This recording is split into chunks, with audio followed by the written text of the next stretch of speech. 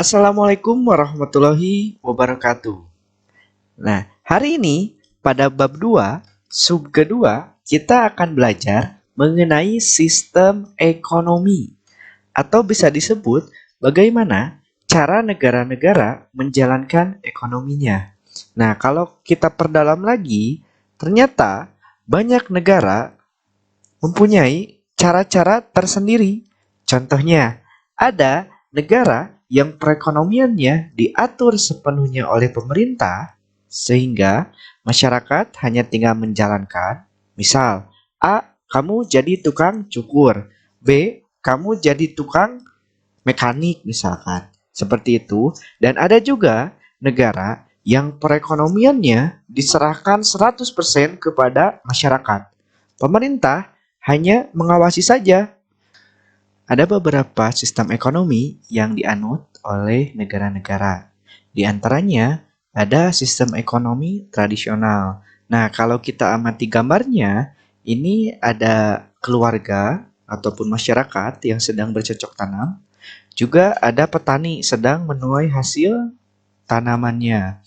Nah, selanjutnya ada sistem ekonomi terpusat atau komando. Nah, dari gambarnya ini udah terbayang belum? Di sini ada presiden yang cukup terkenal nih.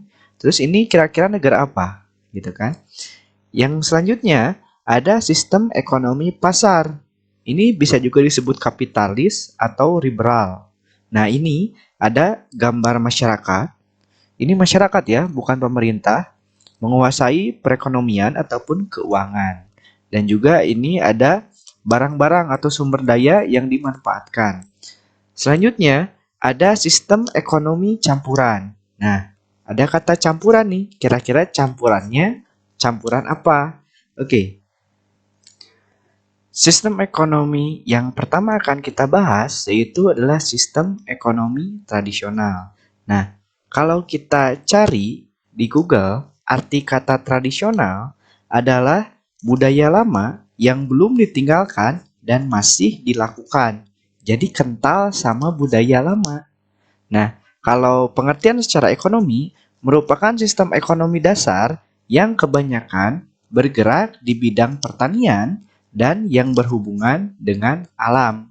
Cara berproduksi hanya mengandalkan tenaga manusia dan bergantung pada alam. Intinya, dalam sistem ekonomi tradisional, masyarakatnya masih bergantung kepada alam. Mereka hidup dengan cara bercocok tanam, ataupun seperti memburu, atau seperti ini menangkap ikan. Nah, masyarakat pada saat zaman tradisional, sistem ekonomi tradisional ini, mereka bertindak sebagai produsen yang menanam dan juga konsumen. Jadi mereka yang menanam, mereka yang memanfaatkan atau yang memakannya. Nah, kalau kita amati gambarnya, seperti ini. Jadi ilmu ini biasanya didapat dengan cara turun-temurun. Nah, untuk ciri-cirinya, yang pertama, teknik produksi dipelajari secara turun-temurun dan bersifat sederhana. Maksud sederhana di sini tidak menggunakan alat berat. Jadi alat-alat yang seadanya kayak cangkul, kayak misalkan alat membajak yang pakai misalkan kambing seperti itu. Yang kedua, hanya sedikit menggunakan modal. Karena modalnya cukup bibit misalkan, cukup pupuk. Pupuk pun didapat secara alami. Contohnya seperti kotoran ternak. Yang ketiga, pada sistem ekonomi tradisional, pertukaran dilakukan dengan sistem barter. Nah, ada yang tahu barter? Nah, ini gambar contohnya. Jadi, belum dikenal uang saat sistem ekonomi tradisional ini, atau tidak menggunakan uang tepatnya. Jadi, barang yang dihasilkan dari bertanam itu, kalau menginginkan barang lain, caranya ditukar. Misalkan ini, ilustrasinya, jeruk dengan pisang gitu. Ataupun ini, ikan dengan beras. Selanjutnya, yang keempat, belum mengenal pembagian kerja karena kerjanya sederhana, tidak membutuhkan banyak orang. Bahkan hanya satu orang pun bisa. Yang kelima, masih terikat dengan tradisi. Yang keenam, tanah merupakan tumpuan kegiatan produksi. dan sumber kemakmuran. Jadi yang paling utamanya adalah tanah itu sendiri atau alam. Amat sangat bergantung pada alam gitu. Kalau negara ataupun masyarakat yang menganut sistem ekonomi tradisional. Kelebihan dan kekurangan sistem ekonomi tradisional. Nah, untuk kelebihannya, yang pertama, mendorong hubungan kerja dan kerukunan sehingga terdapat keselarasan antar individu. Nah, kalau kita contohkan seperti di desa, jadi gotong royongnya masih kental, saling membantu gitu. Terus misalkan yang satu panen, yang satu enggak, ya membantu yang panen gitu. Beda kan sama di masyarakat modern sekarang, kebanyakan masing-masing. Yang kedua, barang dihasilkan untuk kelangsungan hidup masyarakat sehingga mengurangi pemborosan. Artinya, misalkan bertanam nih, secukupnya untuk kehidupan si masyarakat itu tidak berlebihan. Jadi tidak ada sampai kayak basi ataupun tidak istilahnya apa ya, kayak tidak tertukar gitu, tidak ditukarkan gitu, nggak ada seperti itu. Ketiga, adat istiadat dan tradisi relatif terjaga karena sistem ekonomi tradisional hampir ilmunya, cara kehidupannya semuanya turun-temurun. Jadi tradisinya relatif terjaga. Yang keempat, alam relatif terjaga karena masyarakat cenderung menjaga kelestarian alam sekitar. Karena masyarakat hidup dari alam, mereka merasakan pentingnya alam itu sendiri. Kalau misalkan alamnya tercemar, otomatis kan kehidupan mereka terganggu gitu. Tidak seperti masyarakat sekarang yang istilahnya udah nggak peduli dengan kekotoran sungai, dengan tidak adanya lahan pertanahan gitu kan, semuanya di bubbling block, maaf. Jadi kan banjir efeknya karena tidak ada resapan air gitu. Nah, kalau sistem ekonomi tradisional, alam itu terjaga karena yang pertama, mereka menggunakan secukupnya. Yang kedua, mereka menggunakan alat-alat tradisional, jadi tidak merusak dan tidak mencemari alam. Nah, itu kelebihannya. Tapi ada juga kekurangannya. Nah, ini alasan kenapa sistem ekonomi tradisional banyak ditinggalkan oleh negara-negara penganutnya. Yang pertama, produksi terbatas karena tergantung kondisi alam. Jadi kalau kondisi alam baik, hasilnya baik. Kalau kondisi alam buruk, hasilnya pun buruk. Dan juga produk yang dihasilkan atau tanaman yang ditanam itu tergantung pada alam. Contoh, saat musim hujan bisa tuh kita menanam tomat, cabai gitu kan. Dan selanjutnya kalau misalkan kemarau kan tidak bisa gitu. Bisanya apa kalau kemarau? Kemarau seperti jagung misalkan. Jadi amat sangat tergantung terhadap kondisi alam. Yang kedua, standar hidup masyarakat relatif rendah. Karena apa? Tidak ada teknologi. Jadi mereka berproduksi kalau seminggu cuma bisa 20, ya cuma itu 20. Beda kalau mereka misalkan menggunakan alat modern. Bisa lebih cepat pengerjaannya. Yang tadinya sehari 20, bisa menjadi sehari 50. Kan bisa lebih produktif. Yang ketiga, teknologi yang digunakan sederhana dan tradisional. Berimbasnya kepada apa? Hasil produksi gitu kan. Seadanya. Tidak bisa misalkan apa ya, kayak naiknya drastis gitu jumlahnya. Yang keempat, cenderung menolak perubahan sehingga masyarakat kurang berkembang. Nah, biasanya alasan menolak perubahan karena mereka mempertahankan adat istiadat yang tadi. Contohnya, seperti kalau di kita nih, kampung naga. Mereka menolak perubahan gitu. Dari dulu, mereka misalkan bercocok tanam sehari menghasilkan 50 produk. Karena menolak perubahan, sekarang pun sama 50 produk gitu, tidak bisa lebih. Beda kalau misalkan menggunakan alat-alat modern gitu. Yang tadinya macul itu, apa ya namanya? Kayak kalau mau menanam padi, dipacul gitu tanahnya supaya mudah ditanam. Nah, kalau menggunakan pacul itu misalkan memakan waktu 4 hari. Tapi kalau menggunakan perubahan, misalkan traktor masuk teknologi, bisa lebih cepat, 1 hari pun beres, seperti itu. Nah, kekurangannya seperti itu. Makanya, sistem ekonomi tradisional banyak negara yang meninggalkan. Hanya beberapa daerah atau negara yang masih mempertahankan adat istiadatnya atau masih kental gitu. Yang selanjutnya ada sistem ekonomi terpusat atau komando.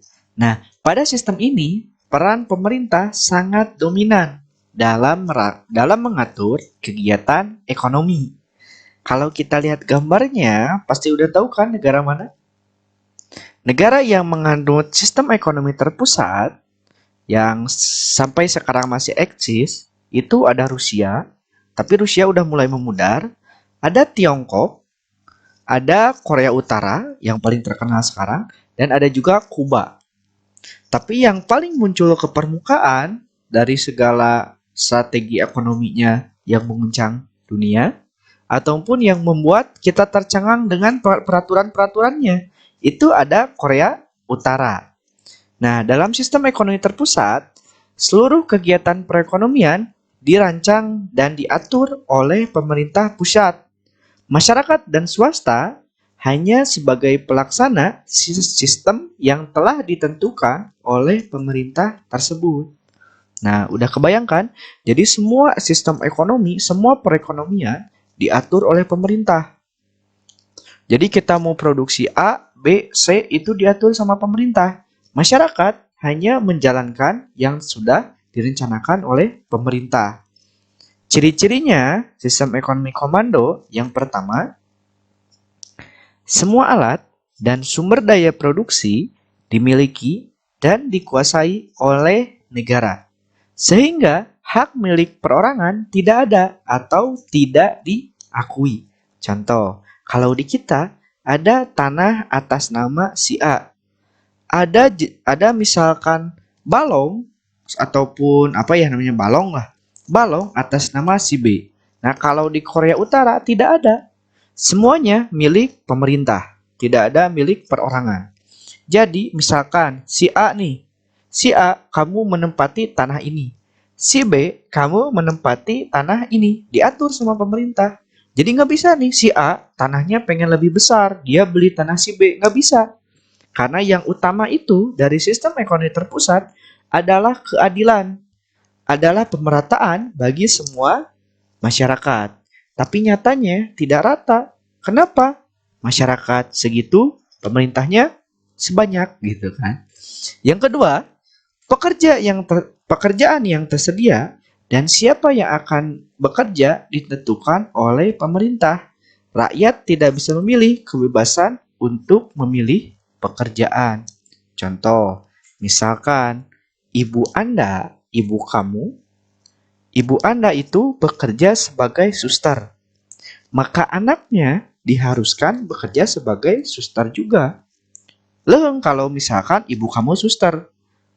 Palebah atau bagaimana kalau si B, bapaknya tukang tambal ban. Otomatis anaknya juga jadi tukang tambal ban gitu kan, kasihan. Gitu kan? Itu nggak bisa memilih, semuanya diatur sama pemerintah. Misalkan pemerintah membuat proyek A, ya, jadi si masyarakat harus bekerja di sana, tidak bisa menolak gitu. Kalau kamu disuruh jadi misalkan tukang cukur, kamu jadi tukang cukur selamanya. Kamu nggak bisa misalkan, saya punya kemampuan, saya pengen jadi pengusaha misalkan. Kalau sudah disuruh jadi tukang syukur itu kan salah. Sekarang udah jam 2 malam, jadi maaf ya kalau agak belibet gitu. Misalkan kamu disuruh jadi tukang cukur, meskipun kamu punya pemikiran yang bagus, gak bisa, tetap aja jadi tukang cukur gitu. Bahkan ada peraturan yang sedikit membuat kita tercengang. Tadi kan udah tanah diatur pemerintah. Pekerjaan ataupun siapa yang bekerja diatur sama pemerintah juga. Ada yang lebih parah. Gaya rambut pun diatur sama pemerintah. Bagi pria di Korea Utara, cuma ada gaya 15 gaya rambut. Kebayangkan kalau jamet-jamet ada di Korea Utara, nggak ada tuh mungkin. nggak bisa jamet gitu. Jadi nggak ada goyang kuli di sana gitu kan. Nah, ketinggalinya karena sekarang kerja di rumah, jadi kerjaannya kadang kalau gabut nontonin YouTube gitu. Nah, selanjutnya yang ketiga, kebijakan ekonomi diatur oleh pemerintah. Jadi mau produksi apa, mau ekspor apa, atau mau misalkan mengelola apa, semuanya diatur oleh pemerintah. Masyarakat tidak boleh ikut campur. Masyarakat hanya sebagai pelaksana saja. Udah terbayang sistem ekonomi terpusat? Mau jadi warganya? Tiap sistem ekonomi pasti punya kelebihan dan kekurangan, termasuk sistem ekonomi terpusat ataupun komando. Kelebihannya, yang pertama, pemerintah lebih mudah mengendalikan inflasi, pengangguran, atau masalah ekonomi lainnya. Inflasi itu apa? Inflasi itu pengertiannya kenaikan harga secara umum dan terus-menerus. Jadi, barang-barang yang dijual di pasaran tiba-tiba naik harganya. Terjadi karena kebutuhan sama barang tidak sesuai jumlahnya. Jadi kebutuhan 10, barang 5. Nah, itu bisa terjadi inflasi. Tapi kalau sesuai kebutuhan 10, barang 10, nah itu normal harganya. Nah, kalau dicontohkan di kita, itu saat mendekati lebaran. Kan pas mendekati lebaran, niat belanja masyarakat tinggi. Sedangkan barang yang di pasar ya segitu jumlahnya gitu. Menyebabkannya apa alhasil? Harga naik. Harga kongguan pun yang tadinya sekian naik gitu kan. Hampir semua apalagi daging loh bisa gila. Daging ayam biasanya berapa ya? Lupa lagi. 20, 25 1 kilo bisa sampai tembus 40 bahkan. Banyak lah. Hampir 2 kali lipat meningkatnya. Terus kalau di Korea Utara nggak ada namanya pengangguran. Karena semua udah diatur sama pemerintah. Kamu kerja ini gitu. Kamu nggak mau kerja, ditembak gitu. Gitu kalau di Korea Utara. Yang kedua, pemerintah menentukan jenis kegiatan produk sesuai dengan perencanaan. Sehingga pasar barang dalam negeri berjalan dengan lancar. Jadi maksud pasar barang itu penjualannya. Gitu, karena sudah diatur. Misalkan yang buat tepung 10 orang, yang buat beras 10 orang, yang buat misalkan sepatu 10 orang. Nah, kalau barangnya lancar, jadi pasar barang negeri itu berjalan lancar gitu. Tidak ada misalkan tiba-tiba tepung nggak ada di pasaran, kan riweuh gitu. Tukang bala-bala kumaha gitu kan. Nah, itu tidak terjadi di sistem ekonomi terpusat. Yang ketiga, relatif mudah melakukan distribusi pendapatan. Maksudnya apa? Pemerataan uang. Jadi kalau misalkan gaji si A 5 juta, gaji si B juga 5 juta. Karena apa? Pekerjaannya diatur sama pemerintah. Misalkan tukang cukur ada 10. Satu orang pendapatannya misalkan 40 juta setahun. Ya rata semuanya. Beda sama di kita, tukang cukur pabalatak gitu kan, payu-payu henteu. Kalau di sana enggak, karena diatur. Misalkan cuma 10 orang ya 10 orang tukang cukurnya gitu. Pendapatannya pun rata. Yang keempat, jarang terjadi krisis ekonomi karena kegiatan ekonomi direncanakan pemerintah. Krisis ekonomi itu kalau di kita 98 lah, penjarahan. Harga-harga tidak terkendali gitu. Kayak gitulah. Kalau di Korea Utara nggak ada karena udah diatur sama pemerintah. Sehingga masyarakatnya dijamin tidak kelaparan, dijamin tidak demo, dijamin tidak melakukan kerusuhan kayak gitu. Nah, dari semua kelebihan ini seperti kelihatannya sempurna ya, padahal tidak sama sekali. Kekurangannya juga bisa dipertimbangkan lah. Malahan kalau kita lihat berita, kalau kita lihat ya, Korea Utara enak nih negaranya, betah gitu kan, tidak ada pengangguran, terus keuangan diatur sama negara. Tapi kalau kita melihat fakta, banyak warga Korea Utara yang kabur dari negaranya karena tidak kuat dikekang gitu. Meskipun terjamin, tapi mereka tidak bisa kreativitas, terkekang gitu. Banyak yang kabur. Ada atlet yang dikirim ke negara, kalau nggak salah Korea lah, Korea Selatan. Atlet Korea Utara dikirim ke Korea Selatan, Dia memanfaatkan dikirimnya itu untuk kabur supaya tidak menjadi warga Korea Utara lagi. Seperti itu loh fatalnya. Nah, kekurangannya yang pertama, mematikan inisiatif individu untuk maju sebab segala kegiatan diatur oleh pemerintah pusat. Jadi misalkan nih, anak tukang tambal ban, dia udah punya pemikiran, saya pengen jadi direktur. Saya udah siap-siap, saya udah belajar A, B, C, D. Tapi kalau sama pemerintah udah disuruh jadi tukang tambal ban, ya nggak bisa jadi direktur gitu. Jadi mematikan inisiatif individu untuk maju gitu. Yang kedua, sering terjadi monopoli yang merugikan masyarakat. Monopoli itu dikuasai oleh salah satu. Siapa? Ya pemerintahnya. Masyarakat rata 5 juta ewang misalkan per orang, pemerintahnya 10 miliar per bulan gitu kan. Seperti itu. Yang ketiga, masyarakat tidak memiliki kebebasan dalam memiliki sumber daya. Jadi tidak bisa memiliki rumah, tidak bisa memiliki pabrik, tidak bisa memiliki misalkan tambang pasir, gak bisa. Semua dimiliki pemerintah. Nah, udah tahu kan kelebihan dan kekurangannya?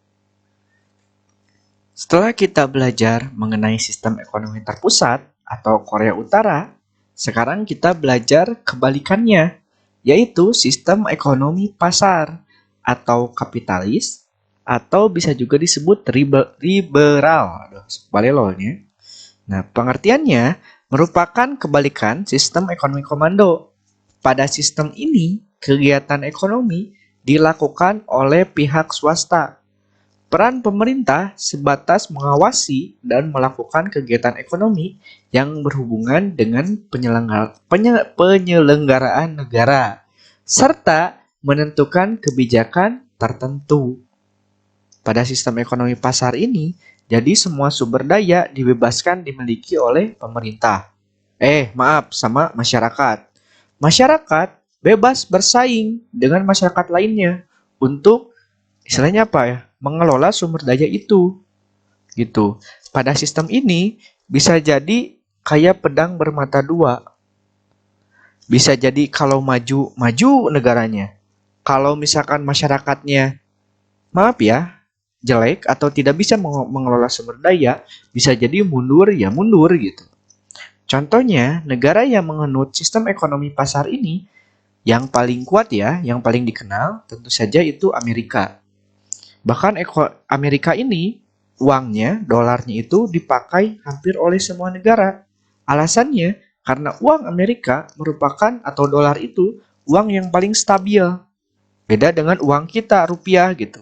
Kalau kalian lihat perkembangan rupiah itu tidak stabil.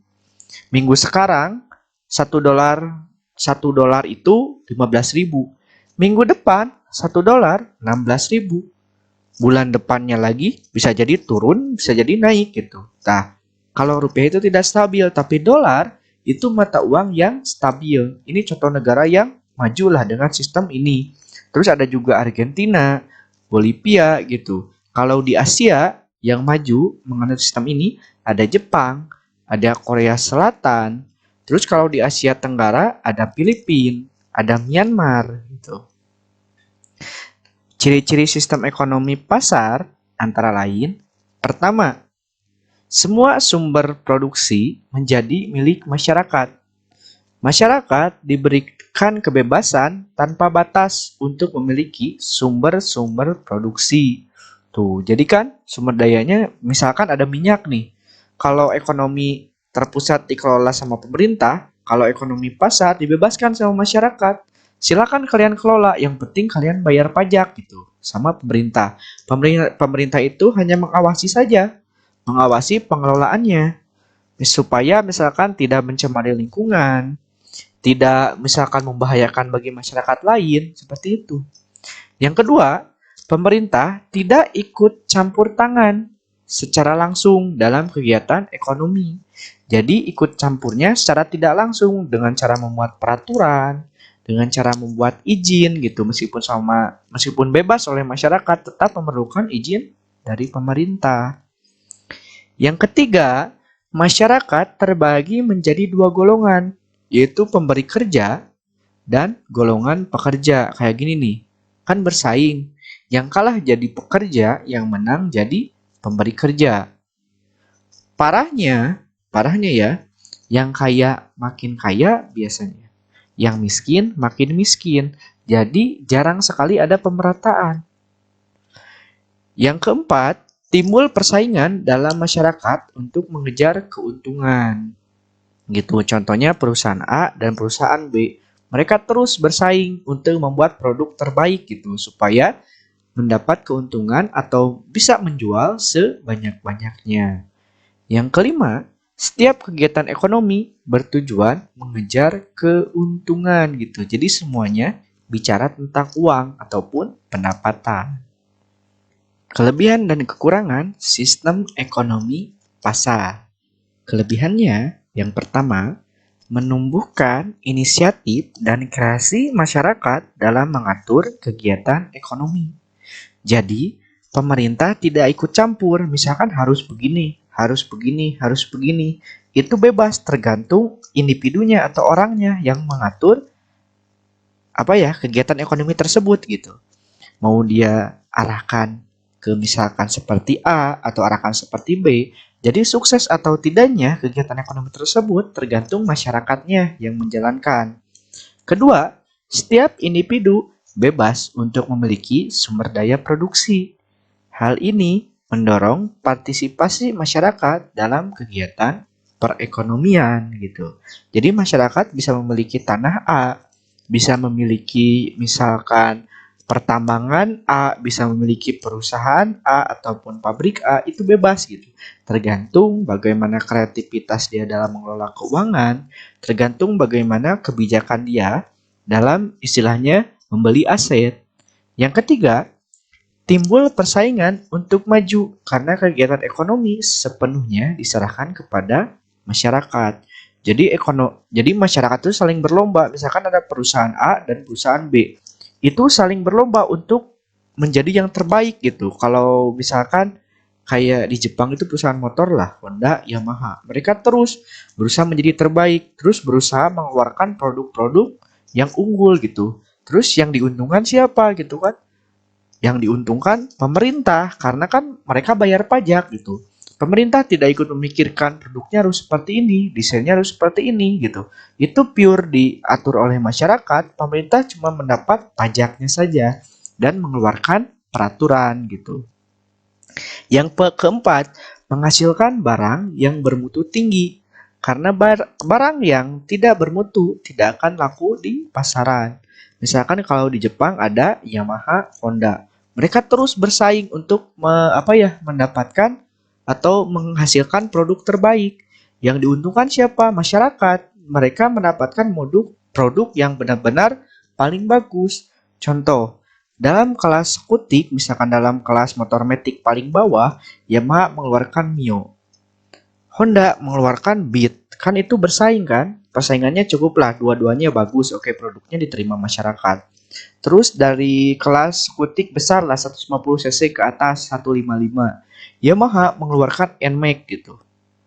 Terus Honda mengeluarkan motor ADP ataupun yang satu lagi PCX gitu kan. Nah, kalau dilihat di masyarakat yang paling unggul NMAX. Jadi PCX kurang. Nah, selanjutnya di kelas motorsport gitu. Yamaha mengeluarkan R15, sedangkan Honda mengeluarkan CB 150R gitu kan. Nah, yang unggul siapa? Dua-duanya unggul gitu. Nah, seperti itu. Jadi masyarakat akan mendapatkan produk-produk yang benar-benar terbaik gitu. Yang menilainya siapa? Yang masyarakat gitu, dari lakunya produk. Kalau ini bagus ya, yang ini dipilih. Contohnya dalam sport lah, motorsport. Tadi Yamaha R15, Honda CB 150R, ada Suzuki GSX 150R. Yang paling laku apa? R15 sama CB, GSX agak kurang gitu kan. Nah, jadi kita udah tahu kan produk mana yang paling bagus gitu, yang paling diterima di masyarakat, seperti itu. Jadi menghasilkan produk-produk yang bermutu tinggi gitu karena dikasih kebebasan dan juga dilihatnya dari lakunya produk itu. Yang kelima, efisiensi dan efektivitas tinggi karena setiap tindakan ekonomi didasarkan atas motif mencari keuntungan gitu. Jadi daya kerjanya tinggi gitu. Nah, dari semua kelebihan ternyata ada juga kekurangannya. Kekurangannya yang pertama, sulit melakukan pemerataan pendapatan gitu. Karena kan tidak semua orang kreatif, tidak semua orang punya inisiatif untuk bekerja gitu. Ada orang yang pikirannya stuck gitu. Biasanya budak lu tara sekolah gitu teh. Budak anu sare di kelas, nah itu yang gitu tuh stuck. Itu berujungnya kepada pendapatan yang kecil biasanya kayak gitu. Jadi sulit pemerataan karena kalau yang istilahnya dia bos, dia punya aset, penghasilan pasti besar. Beda sama orang yang tidak punya aset, cuma bisa kerja, penghasilan mentok paling UMR gitu kan. UMR Tasik itu 2 juta seperti itu. Yang kedua, pemilik sumber daya produksi mengeksploitasi golongan pekerja sehingga yang kaya semakin tambah kaya dan yang miskin cenderung tetap miskin. Mengeksploitasi itu kayak apa ya? Memanfaatkan lah atau kayak memanfaatkan berlebihan gitu. Yang ketiga, sering muncul monopoli yang merugikan masyarakat. Contoh, misalkan dalam motor lah kayak tadi Yamaha, Honda, Kawasaki, Suzuki, maaf. Misalkan si Yamaha ini paling laku di masyarakat, kalah lah si Honda sama Suzuki. Misalkan udah Honda Suzuki tidak laku. Kalau misalkan ya hanya Yamaha nih yang menguasai pasar, mereka bebas menentukan harga, menentukan misalkan apa ya motifnya atau motornya seperti ini. Masyarakat tidak punya pilihan kalau monopoli, jadi cuma satu perusahaan yang dominan. Misalkan Honda Suzuki tutuplah karena mereka udah kalah bersaing, perusahaannya tutup, hanya Honda, hanya Yamaha. Dia mengeluarkan motor misalkan harga mahal, ya masyarakat harus membeli karena apa? Tidak ada pilihan lagi, kan monopoli, hanya dia yang adanya motornya gitu. Itu contoh monopoli. Yang keempat, itu contoh ya, jadi tidak terjadi di dunia nyata, cuma contoh saja. Yang keempat, sering terjadi gejolak dalam perekonomian karena kesalahan alokasi sumber daya oleh individu. Maksud gejolak itu misalkan bisa jadi kekurangan barang ataupun misalkan barang berlebihan misalkan sehingga harga barangnya jatuh yang tadinya 10.000 karena banyak jadi banyak di masyarakat daripada tidak laku dijual mula, tidak laku dijual gitu. Jadi harganya diturunkan hanya 7.000 misalkan. Nah, itu jadi gejolak dalam perekonomian ataupun muncul kelaparan, muncul krisis ekonomi kayak gitu. Kekurangannya.